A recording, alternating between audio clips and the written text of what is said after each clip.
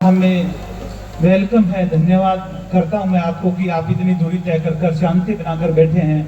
तो एक बार आप अपने लिए तालियां बजा ले, जबरदस्त तालियां बजा ले। और मुझे हेलो हेलो हेलो चलो। और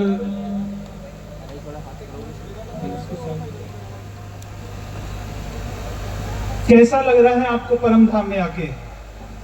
एक हाथ ऊपर करेंगे और अब दूसरे हाथ को पहले हाथ की हथेली के ऊपर टकराएंगे जोर से।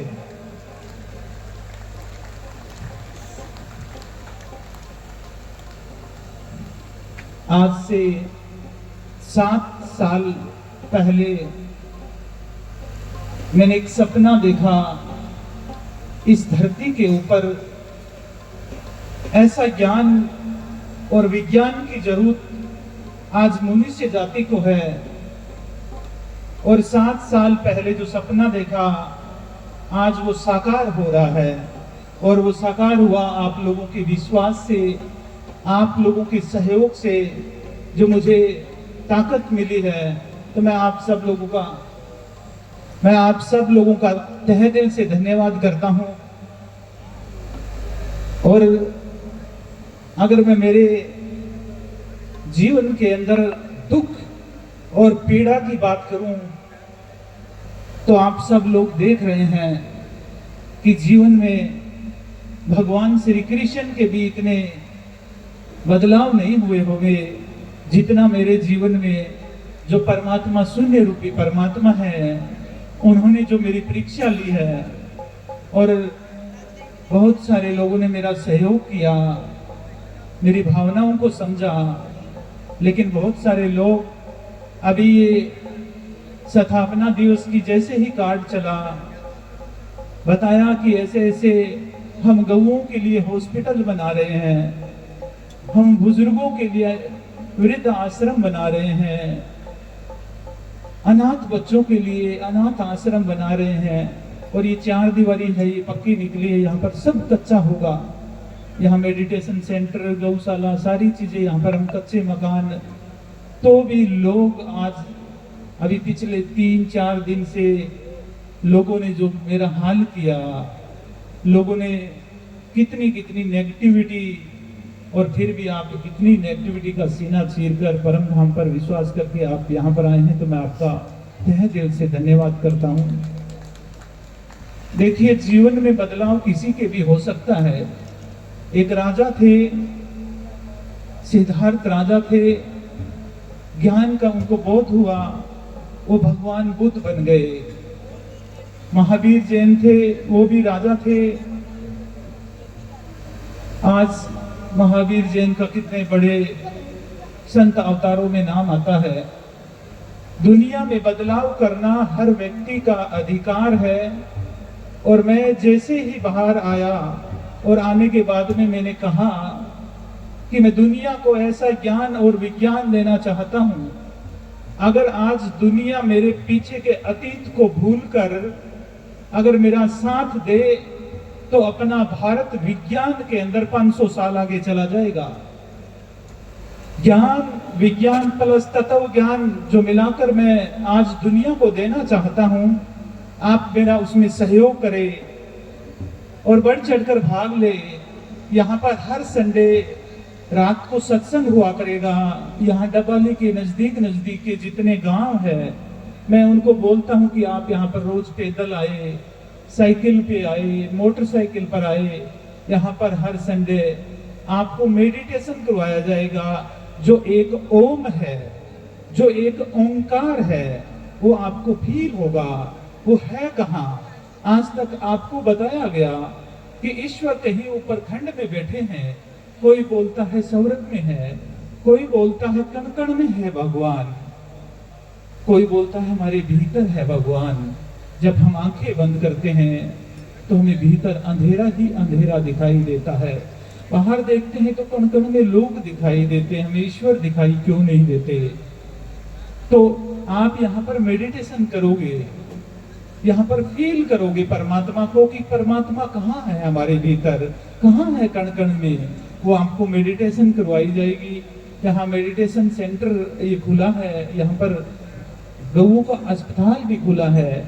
और यहाँ पर अभी जो कलाकार आए हुए हैं बहुत दूर से, तो एक बार इनके लिए जबरदस्त तालियां। ये बोल रहे थे कि हम सुबह चले थे, तो इतनी दूर से आए हैं, तो इनको सम्मानित करें या ना करें? करें।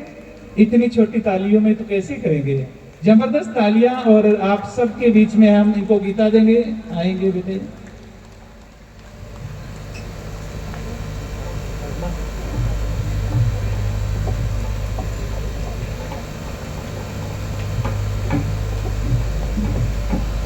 अभी मैं आपसे 10-15 मिनट बात करूंगा।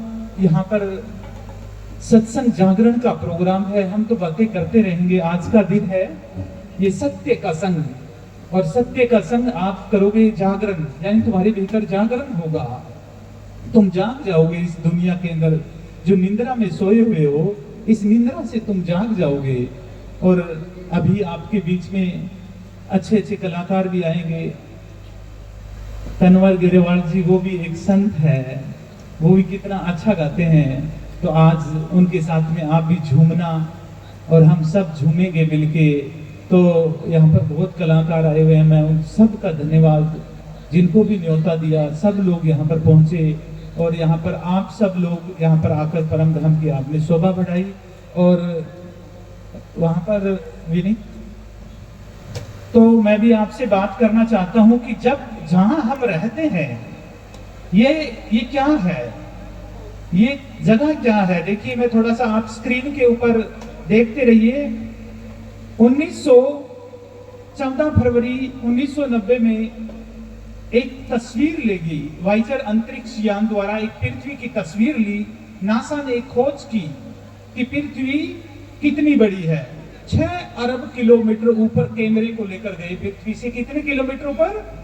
6 अरब किलोमीटर ऊपर से पृथ्वी की फोटो ली गई। तो जो स्क्रीन में आपको दिख रहा है, छोटी सी जैसे पेन की डॉट होती है, इतनी डॉट आ रही है, यह है पृथ्वी जिस पर हम रहते हैं। और एक आपको बता दूं, ये जो ऊपर आकाश दिखाई दे रहा है, आप सोचते होंगे इतना ही आकाश है। इस पृथ्वी के नीचे भी इतना ही अनंत आकाश है। और ये पृथ्वी अंतरिक्ष में लटक रही है, और जिस पर हम बैठे हैं, जिस पर हम आए हुए हैं, और इसको थोड़ा और नजदीक से करें। ये देखिए, पृथ्वी के चारों तरफ अनंत स्पेस ही स्पेस है जिसके ऊपर हम रहते हैं। और इसको जूम करेंगे तो इसके ऊपर जैसे यहाँ पर प्रोग्राम चल रहा है, उसी डॉट पर एक पेन जितनी डॉट है। और यहाँ पर घर है, गाड़ियां हैं, तेरा मेरा, ऐसे खो गए हैं। एक प्लेन में आकर हम ऐसे खो गए हैं। हवाई जहाज जब उड़ती है तो उसके बराबर में विंडो सीट होती है, तो हमें पता चलता है कि नीचे भी आकाश है। इसके पृथ्वी के विंडो सीट नहीं है आपके पास में, इसलिए आपको पता नहीं चल रहा कि इसके नीचे भी अनंत आकाश है। और इस पृथ्वी के ऊपर, इस डॉट के ऊपर, अब से पहले इतने बड़े बड़े योद्धा आए और आकर चले गए। वो इस डॉट को जीत लेना चाहते थे। यहाँ पर रावण आया, यहाँ पर कंस आया, यहाँ पर दुर्योधन आया, और यहाँ पर यूनान में एक सिकंदर आया जिसने पूरी पृथ्वी को जीत लिया था। इस डॉट पर अब से पहले ना जाने जो आपने नाम सुने, कितने संगीतज्ञ, कितने कलाकार, कितने नेता, अभिनेता जो भी आए, इस डॉट पर उन्होंने अपना जीवन जिया और चले गए। इस डॉट के ऊपर एक इधर कोने वाला, इधर कोने वाले के साथ में खून की कितनी बार नदियां बही। कुरुक्षेत्र जैसा यहाँ पर युद्ध हुआ। आज भी रूस और यूक्रेन का कितना बड़ा युद्ध हुआ। यहाँ पर एक कोने वाला दूसरे कोने, यहाँ लकीरें हमने खींची है। ये लकीरें हमने खींची है। परमात्मा ने एक पृथ्वी बनाई थी, एक मानव जाति बनाई थी। आज हम देश धर्म के झगड़े करते हैं, तू हिंदू, मुस्लिम, सिख, ईसाई। नहीं, इन सब से ऊपर एक धर्म है, उसको हम बोलते हैं मानवता, मनुष्य जाति। आज यहाँ पर पशु से नहीं पूछता तुम कौन सी जाति के हो, कौन से धर्म के हो, पशु जाति के हैं, और किस जाति के होंगे। आज यहाँ पर मनुष्य से पूछता है तुम कौन सी जाति के हो, कौन से धर्म के हो। इस डॉट पर अब से पहले बहुत आए और वो आकर चले गए। और इस डॉट पर जब अत्याचार करने वाले आए, तब भगवान बोलते हैं, हे भरतवंशी अर्जुन, जब धर्म की हानि और अधर्म की वृद्धि होगी, तब तब मैं अपने आप को साकार रूप में प्रकट करूंगा। क्यों? साधुओं भक्तों की रक्षा करने के लिए, पाप कर्म करने वालों का विनाश करने के लिए और धर्म की अच्छी भली भांति स्थापना करने के लिए मैं युग युग में प्रकट होता रहूंगा। और कब कब आए? जब प्रहलाद की भक्ति में विपदा आई तो भगवान नरसिंह रूप धारण करके आए। जब इस पृथ्वी के ऊपर रावण का पाप बढ़ गया था तब राम रूप में आए।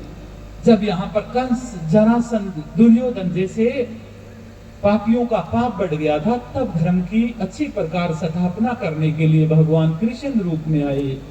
अब से 2500 वर्ष पहले भगवान बुद्ध के रूप में आए। कौन? निरंकार, जिसका कोई आकार नहीं है।